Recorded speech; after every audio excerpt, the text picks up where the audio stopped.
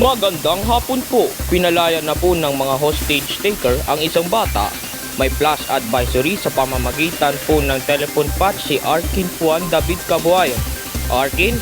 May kita 5 minuto lamang ang lumilipas sa kansang bata ay voluntaryang pinakawalan nitong si June Ducat at ang personal na binigay nga itong bata dito kay Senator Bong Revilla at alinawin natin mismo kay Senator Revilla kung paano ang kanyang si Senator Revilla. Sir, paano po pinakawalan ng bata? Ay, yung bata kasi may medyo mataas ng lagnat. So, kaya nirelease yung bata.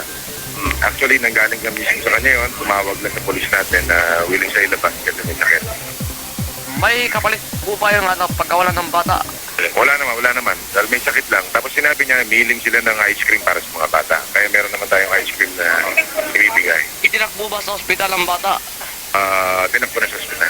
Okay yan po si Senator Revilla. Wala pa pong detalye kung sino itong bata na ito at ano ang kanyang sakit at may stretcher lang. At isinakay lang sa stretcher at ang stretcher ay dinerecho sa ambulansya.